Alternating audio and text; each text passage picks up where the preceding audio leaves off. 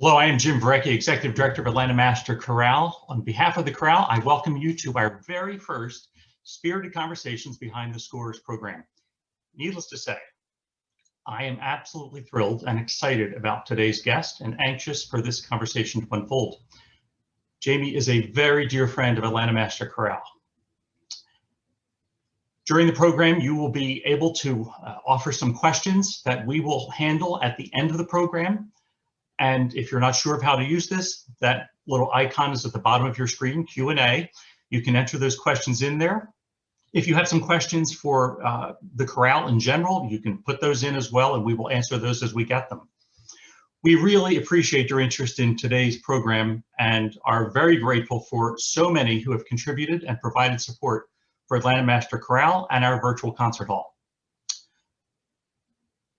This helps us live out our mission to inspire and enrich the lives of the community through the performance of inspirational choral music, and to sing at the highest level of choral artistry and be a standard of excellence among performing arts organizations. And now it is my pleasure to introduce Atlanta Master Chorale's Artistic Director, Eric Nelson, who will open our program.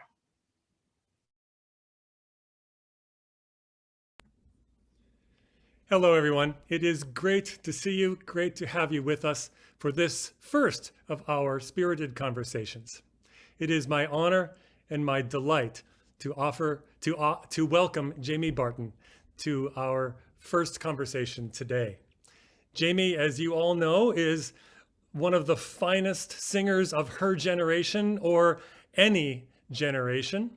And she's also a friend of Atlanta Master Chorale and a former choral singer herself. And so we're going to chat a little bit today about her life and what she's done, what her life has been like during COVID and before and after. Welcome, Jamie. Hi, Eric. Thank you so much for having me. Where are you? I am in my condo in Atlanta, Georgia. Nice. On this gray day we're having. So how much has the COVID pandemic curtailed your whirlwind life of singing and traveling all over the world? I assume you haven't been on nearly as many planes over the last year. Goodness, no. No, it's if we're talking about how much has it curtailed the normal goings on, it's almost entirely is the answer. I have had a handful of like blessed gigs that either didn't cancel or gigs that were thought of during the pandemic time that I was able to do. But even as we speak right now, I was just mentioning to Eric and Jim and everyone that I was supposed to be on a recital tour right now. And I would have been calling into this from San Francisco had the travel risks not been so great that they were of great concern. So we've had to postpone that, which luckily postponement much better than cancellation. So, but it's definitely changed the face of my year entirely, as it has for literally every person who's in on this call. I have been blessed to hear you sing both on the opera stage and in several recitals. And you have a gift which goes beyond the voice. You are not only a singer, but you are a communicator of song. You are an artist, and you have a way of inhabiting the character or inhabiting the lyric of a song, or simply kind of projecting your heart and who you are as you stand there singing for us. So my question, which is the first question that maybe would apply to lots of people who are not only interested in how you do what you do, but also maybe that they might long to do it themselves and be looking to you as a guide. My question is, how much then does the audience affect your performance? How much are you aware of them? And by extension, because we're still talking a little bit about the pandemic, how has this lack of an audience affected you, even when you've been fortunate enough to do some virtual things? Yeah. The audience has a massive influence on the energy of the room. Now, I will say that it's different in opera for me versus in recital or concert, mainly because in opera, there's going to be a large divide usually between me and the audience. The orchestra pit has to be there. So with the lights that are on us that are quite bright, we can sometimes barely see the conductor as it is. The audience feels much more removed. But that being said, one of the reasons I love recital work is because the audience is right there. And I can see the expressions on people's faces. I know when they're engaged or when they're not. I see what kind of experiences they're having just by looking at their face. And for me, that's just, that is the addiction, right? That is why I get out there and do it. Not only to collaborate with other musicians and make music that is beautiful, but also to help the audience members. I very much believe in music as a healing thing, whether it be escapism or something that is a piece of work that galvanizes an audience member to do something in their lives. I think that it can have a lot of effects either way. So I love seeing the audience. And it's been one of the things I've missed the most during this time. I remember back in May, I believe, Jonathan Easter, you guys know him very well, I know this. He's, of course, one of my best friends and has been my collaborator through the pandemic for a lot of the virtual events that I've done. And we were doing one for the Metropolitan Opera, and we got finished with Oudon Fatale, which is this just massive aria with a gigantic high note at the end. And we got finished, and I'm so used to hearing an audience reaction after that it was deafening, the no noise kind of thing, that I actually had to fill it. I couldn't help myself. I was like, whoo, it feels really good to sing that. But sometimes you just have to imagine that the audience is there. And with the virtual events, especially, people are enjoying them in their own time, a lot of times.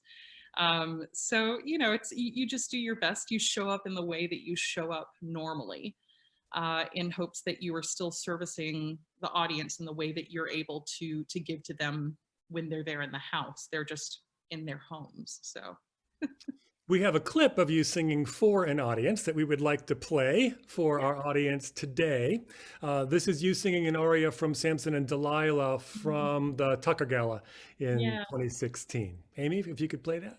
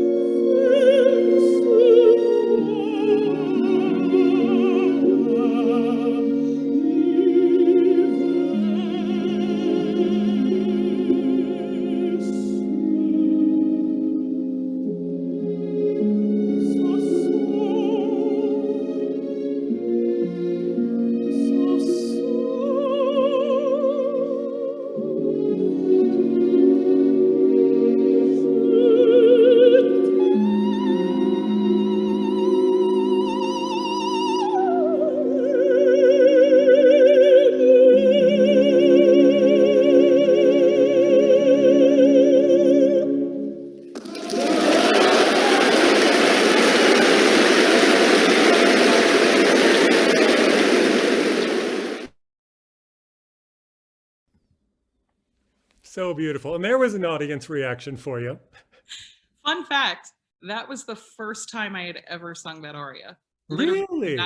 Well, minus the rehearsals the day before leading up to that concert. I had learned it for that concert. You didn't do it in a recital or something as a student? No, no. Delilah is, while her arias are very popular, they were a set of arias that I was like, okay, I want to take my time approaching these. There, a lot of the mezzo roles, I think you really have to grow into a little bit vocally at least. And hers were certainly that. So I just never gotten around to doing any of her arias, including the very famous one, until that performance. That's amazing.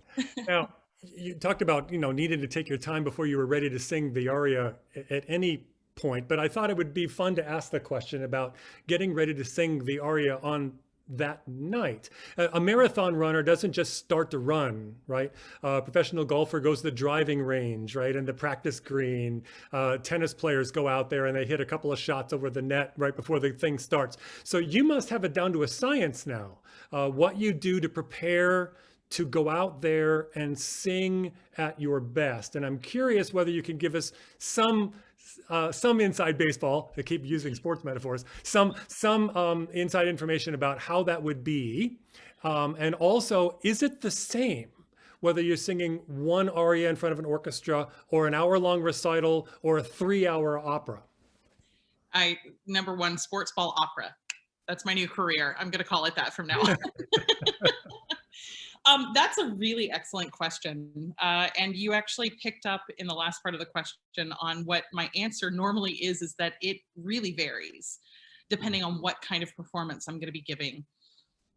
And there are a lot of different factors that go into that. One aria in an evening, great. Not really a whole bunch to build yourself up to. But one aria with the Met Orchestra on stage at Carnegie Hall on a televised thing, then that's a whole other level of pressure that goes into it. Is it risk? Because you care about every performance. I do, yeah. And there is a little bit of risk. There's also, I was actually, when you guys were playing the clip, I was kind of cracking up because that, of all the times I've sung that aria, that was the one time I got to the high note and I really tried to do a really sweet pianissimo kind of thing, and it just didn't click in for me in the way that it normally does. Well, at that point, it was brand new, but now that it normally does, because there's so much coordination of how to make a high B flat on pianissimo work in a mezzo voice. And the risk factor, the nerves going into the pressure factor of me knowing that there are cameras and this is going to live online for the rest of time, definitely adds into the psychology behind it. And psychology is a massive factor when it comes to being a singer, especially I think a solo singer. There are times I've walked into performances that fit my voice absolutely perfectly. And if I'm in my head for some reason that night, for me, what that looks like is I'm thinking literally syllable by syllable. I'm over analyzing everything. I'm thinking that I've forgotten the staging or any sort of thing just to put me directly into my head, which doesn't allow me to be in my body and to do my job in the way that I know that I do on a regular basis. But when you're getting to the nuts and bolts of it, yes, there are definitely some performances, some different pieces that require a different setup on the day of. If I'm doing bel canto, if I'm doing Donizetti or Bellini, Norma, doing Jane Seymour in Anna Bolena or Sara in Roberto Dovero, these are all bel canto operas. They were all basically written between 1850 and 1900, basically.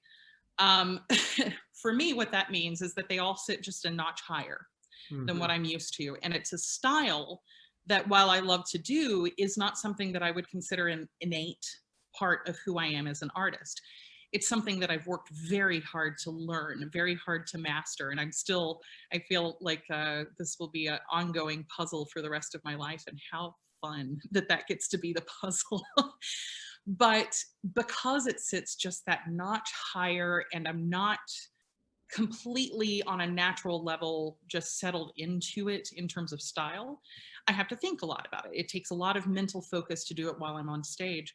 And quite honestly, the tessitura of a lot of the bel canto stuff is just high enough that I have to really set myself up well the day of. I sleep in. That's kind of a in general thing. Sleep is the most healing thing to me in terms of my body and my psyche. So I do try to, on any performance day, try to not have to wake up by a certain time. But if I'm singing one of those roles that stretches me, you know, like an Eboli in Don Carlo, that's just a massive role, or one of those bel canto roles, I'll probably start earlier in the day doing a little bit of warming up. I like to get to the theater a little bit earlier to be able to sit down at the piano.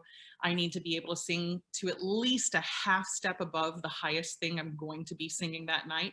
And once again, that's not a physical thing. Quite honestly, when it's not pandemic times, I am almost perma warm. My voice is, because I'm singing professionally at least 6 days a week. You know, so I don't actually tend to step out of that warm spot. I'm actually there quite often. So I know I have the note. Like logically knowing, you know, speaking, I know that I have the note, but I have to go in and I have to clear the room. I have to put a sign on the door that says, please don't come in, please don't knock. And I've got to sit down at the piano and prove to myself and to my brain that I have at least a half step above whatever high note I've got. And I've got at least a half step below whatever low note threshold I need to have.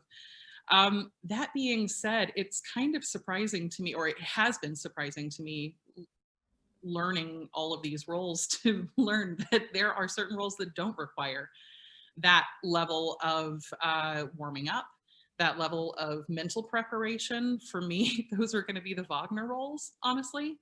I can sing through Fricka in the shower and I'm like, good to go, because it just fits. It just fits in my voice. And as extraordinary as the vocal writing that Wagner puts out is, he's not one of those composers that is like, and then we go for the high C here.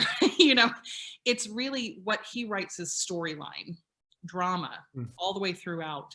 Everything from the lowest instrument in the orchestra all the way up to the singer is about the storytelling.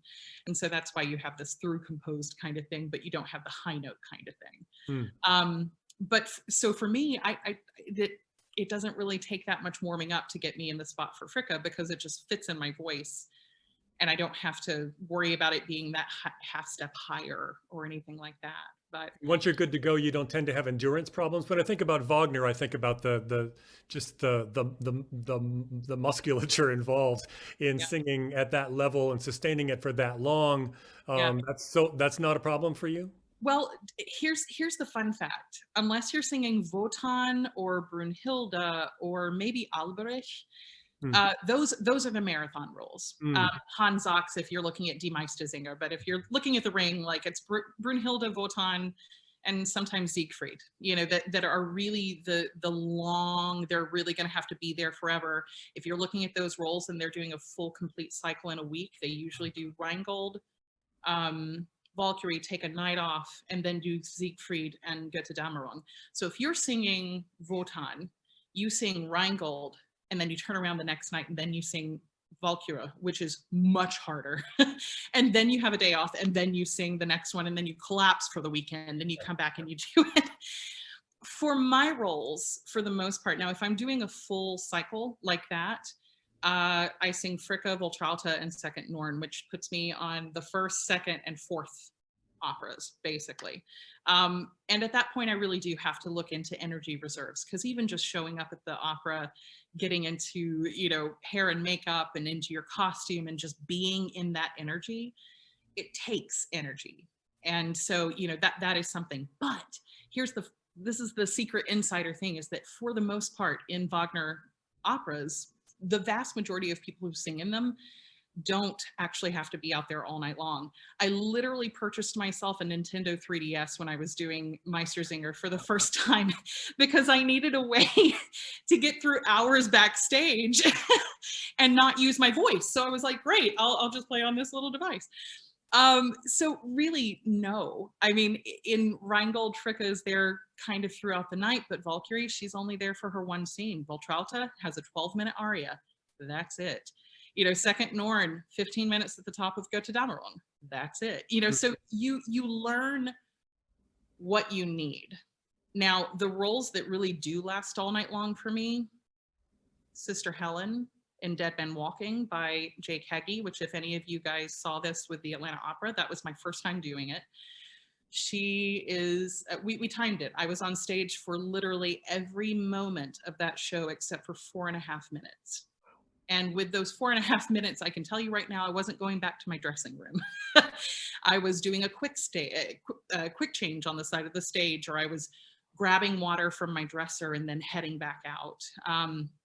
You know, that Eboli is a big one, although there are definitely, you know, breaks within the show. But for the most part, no, I don't really have to worry about the endurance, because at the end of the day, this is number one, what my voice does, and number two, what I've trained for. And like I said, if I'm in this in regular time, then I'm kind of perma-warm. What I have to watch out for is burnout, actually. When I'm physically and mentally at the end of my energy line, you know, which is a real thing. And that's something that this pandemic has definitely taught me, is that I need more time off. I need more time to just go underground, you know, have a couple of days with me and my cat snuggling in my condo, and getting back to feeling like a human who can pack up her life and travel for months and months and months at a time. I will say that I think that the the challenge coming out of the pandemic is going to be getting my voice to have the same, what's the word that stamina that I'm used to. It'll get back. Even in the couple of gigs that I've had, I go in the first day and I'm like, ooh, okay, whew, now I've got to be quiet for the rest of the day. But then 2 or 3 days later, it's fine. You know, it starts building up. But I think that'll be the main the main trick of all of this. The question I want to ask you from a choral perspective is that I know that you were a student at Shorter. Yes. I assume even then that you were a voice major specializing in opera, imagining the career that you were heading towards. But the choir there is spectacular, has been forever, and you were in it. I'm wondering whether, two things. Do you still enjoy choirs, the sound choirs make? And if so, why? Because it seems to be quite a different vocal art than your profession. So there's that. And the second one is there anything about that kind of vocal life, of that kind of ensemble work, that kind of vocalism, that being in the middle of, you know, an alto section with 10, 12 people in it, all of that. Is there anything about that life, that technique, that still informs you somehow? So do you still like it, and why? And is there anything about that still matters to you? Yeah, so I will definitely first say that you're right. When I was at Shorter, it really was just an incredible choral experience. In fact, that's one of the reasons I chose to go to Shorter, was for the chorale, which I will stop right now and just go ahead and say, hi, Martha and the Reinhardt University kids. I know you guys are watching. So much love to all of you. Thank you for watching this. I love choral music. And maybe I've often thought of this because I came from the middle of nowhere, but choral music really had an influence on me, I would say, starting in middle school in a very profound way. My first voice teacher, choral teacher in middle school, Gwen Stevens, actually asked me to join for the 6th grade all-state choir. And it was the first time I had ever experienced my peers sitting in one room, knowing the same music and singing and creating a beautiful sound. And whew, that hooked me. I mean, I think if if I think of like early influences into the arts, that was Mm. just the first in a big way. All state choir was also something that I loved once I got to that age, and going to shorter was just an amazing experience in being able to do that. I still, to this day, I miss choral singing. To me, there is something spiritual about the combining of voices to create beautiful music. Then you add on text on top of that. I mean, it's just Mhm. one of those things. And I've actually mentioned to my best friends who are all part of AMC how I've just had this almost fantasy during the pandemic of getting to sing with you guys, getting to be in the middle of the choir for the Duraflay Requiem, you know, to be able to be in the sound and to put my voice into that in a way that blends and is a part of the whole rather than the singular, which is what I'm trained to do and what I do for my career. Um, there's just nothing like it. There's not another experience that I can think of on earth that is like it. And it's something that I miss. I think I missed that before I missed the idea of coming back to opera Mm. during the pandemic. Mm. Um, and now ADHD has my brain. What was your second question? You mentioned being part of the whole. You mentioned being part of an ensemble, um, that as opposed to being part of the singular. Yeah, But is there any part of that skill set that still informs you now? absolutely, 1000%. What I learned, I think one of the greatest lessons I learned in undergrad, I learned through choir, which was that it doesn't matter what size voice you have, what it's supposed to do. You can learn how to mold your voice to different styles of singing or to being a good choral singer. You know, I am a Verdi and Wagner singer, and it is one of my favorite things to sing with other people and to not capsize the ship that is the chorus. I'm not looking to do that, but to really blend and to be a part of it. There is something about that that for me is almost a fun puzzle to get to do. Um, and that lesson has served me so well in my solo career because now I come upon different styles, whether it be, you know, romantic, you know, verismo opera or Baroque, which a lot of people don't think that I can do just because they see the roles that I get hired for the most part and they think, oh well, she's just got a gigantic vibrato that she won't be able to tame. I'm like, well no, watch my trick pony. Like, you know, it's the choral, the adjustments that I had to do in order to blend with my other students, and also the rep that we did, which covered the gamut from spirituals to Russian, you know, sacred music to just everything in between. It taught me flexibility. And I think that's a wonderful skill to have as a musician.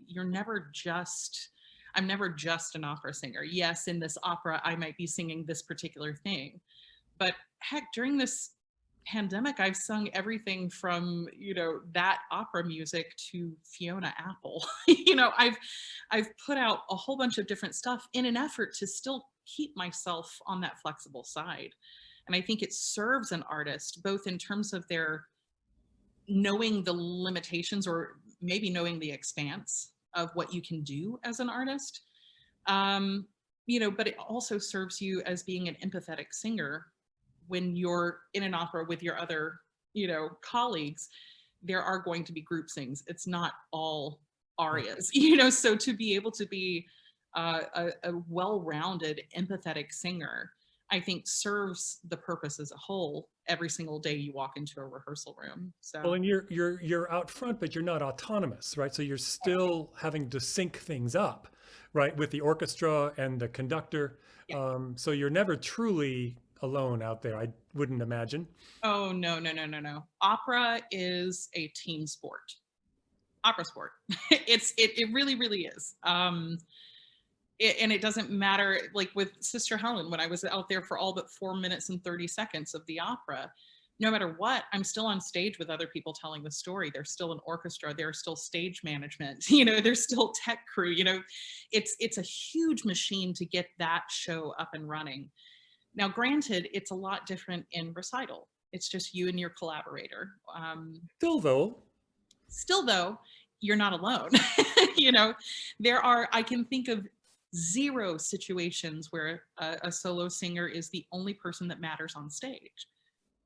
And if that is the case, or if I see a solo singer who gets up on stage who thinks they're the only thing that matters on stage, I'm all of a sudden taken out of it, because there is a piece of the beauty of humanity that is not existing in that moment.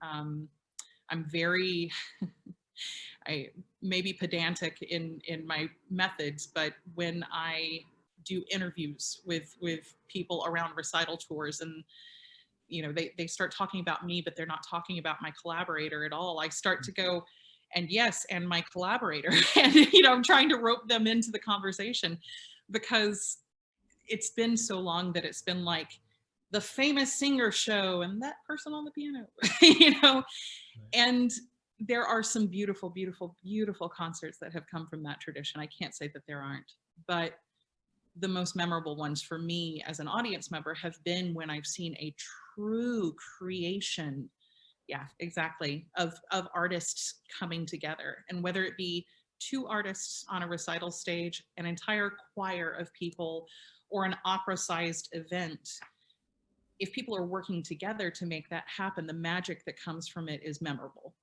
Like, it really sticks, at least in my brain. So that's what I'm interested in. We promised that we would take a couple of questions from some folks that are following along and may have been brave enough to type in a couple of questions in Q&A. Jim, can you give us 1 or 2 of those, please? I am absolutely ready to do that. And thank you, Jamie, for everything so far. It's been great. One of the questions submitted was, what has been your rehearsal routine during this long fermata, we'll call it, to keep your voice in shape, not just to prepare for an event, but to keep it in shape in these months?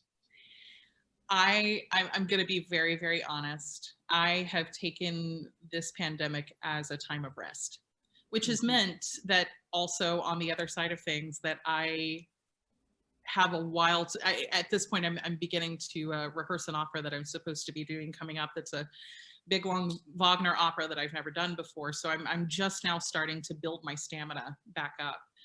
I needed that rest. I needed that rest in a lot of different ways. And I'm glad that I took it, because quite honestly, I wasn't in the place of loving sitting down to rehearse. It felt like a chore. And to a certain degree, it is a chore. It's a chore of my business. I run a business, the Jamie Barton mezzo-soprano business. But that being said, there needs to be a balance, and I wasn't striking a balance before. I was very full-time, go, get it, do it kind of singer. And so this kind of opposite swing on the pendulum has been a wonderful thing for me. I've given my body and brain space to have more creative ideas. I have a lot of things that I'm thinking about right now, trying to pursue after pandemic times that would have probably never come to me had I not had the time to do that. But that being said, now that I'm actually getting back to it and actually starting to sing, what I'm doing is I'm just sitting down every day for, as long as it feels good to sit down and sing through things, whether it be music that's coming up or sometimes just music that's making me happy. I just sit down at the piano and I spend the time with my voice to be able to do that. And just innately in that, I'm coming back to loving sitting down at the piano to sing. And then on top of that, also building my voice back up and building the stamina back up, and slowly but surely, in a gentle way, which I think is the best way to do it, putting myself in a space of being more prepared to come out of this pandemic and go back to whatever the new normal is going to be. Great, great, thank you. I have a quick question. When was the moment that the opera switch like turned on? Oh gosh. Undergrad, definitely. I was already there. I will say that when I was in high school, I went to go see Così fan tutte at Shorter College.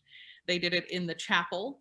One of my great original inspirations, her name was Kelly Jenkins. Her name now is Kelly Van Horn. She's married to Christian Van Horn, who is one of my colleagues and a very dear friend. Kelly went to Shorter College, and she's kind of the reason that I wanted to start singing. And so I went to go see Così because she was playing Dorabella. And I learned a very important lesson in that particular evening, was just that I don't like Mozart opera very much. It's really not my bag at all. It's amazing that I ended up going into opera with that being the first thing that I saw, because it's still to this day just not what I like. But I loved the choral music that I was hearing out of there, and I loved the big choral works that I was hearing. So I was still on the vocal performance track. I think the switch really flipped when I saw Aida with the Atlanta Opera. And they were, oh gosh, they were at the Atlanta Lyric, I believe, when they were doing that one. And of course, it was a big traditional production, so there were animals on stage and, bajillion chorus members. And here are these, principal singers singing Verdi. First time I'm hearing Verdi live in my entire life. And I heard the mezzo singing, and I was like, I want to do that. That's what I want to do. Because there is this kind, I call it, it's like that kind of singing, the power that goes into producing that sound, to me, is the opera equivalent of Metallica. And I wanted to be a part of the Metallica of opera singing. Like I felt like that was where it was at. And I'm a lucky girl, that Verdi is one of the composers that I sing. But it was probably that performance in the early 2000s, 2001, 2002, somewhere in there. That was really the first time that I was like, okay, what I'm in school for is right. That's what I want to pursue. Maybe I could ask you questions for another hour or maybe 3, but I feel like we've probably taken up enough of your time today. I would like to end our time together with giving you the opportunity to give the last word. And I would like you to give the last word potentially to the younger you, or the possibility that someone's watching this today who has your poster on the wall and is wondering also, is this something I could do? Do you have any advice for that young singer about, just any kind of guardrails, any kind of North Stars that you might advise them with? And we'll make that our last word for this conversation. For sure. I think the first thing that comes to mind is something that I was told early on, which is to take your time. Opera is not a sprint, it's a marathon. And if you're doing it well and you're lucky in terms of your health, then you should be able to do this until you're clear in your 60s at least. So take your time. Take your time to put one foot in front of the other every day in service of doing the work, whether the work is sitting down at your piano and practicing, or sitting down with the score and highlighting, or spending time figuring out who you are as an artist and developing that unique, beautiful artistry, just one step at a time, and take your time. I know so many opera singers who just ran out of the gates, and it's really easy to be burnt out in a career that requires you to be on the road so much. It's a real thing. So before you get to that, before you get to the I must pay my bills doing this kind of place, just take your time figuring out if you love it and doing the work to put yourself in a more knowledgeable space to be able to do it. And I think at some point you'll figure out if it's viable. both for you as an artist and also just, logically in the job sense. But no matter what direction your life goes, if you pay the bills with this or not, you can always, for the rest of your life, love music and develop that love and develop your own artistry, even if it's not what you pay your mortgage with. So continue to develop that love and just take it one day at a time. Jamie Barton, you said early on that music can be an act of healing. And thank you for the performances that you have given to us, past, present, and future, for making the world a better place. Thank you. And my life, certainly. Well, and thank you to AMC for, in a way, I claim you as my home choir. So thank you very much for being that family and for the artistry that you put into the world as well. It's just a pleasure to get to talk with you. Hey, thank you, Jamie. We absolutely love you. What can I say? Thanks for joining us today. And thank you, Eric, for hosting us and bringing us through this conversation. It was wonderful to be behind the scenes with you. Thank you to the audience who has joined us today. We just want to say a few things. Join us on Friday evening, February 12th at 7:30 for a very special Valentine's mini concert entitled Love is Here to Stay. It'll feature some of our chorale members as well as our entire chorale. So please start off your Valentine's weekend with that concert. And then on March 8th, on Monday at 7 p.m., our former chorale member, Emmy Award winner, I can't say that, Emmy Award winner and composer Joel Thompson will join us for our next spirited conversation. Joel was vaulted to major prominence with his now well-known composition, Seven Last Words of the Unarmed. Details are available on our website, and of course, they'll be shared on our social media platforms prior to the events. Hey, thank you so much and have a wonderful day.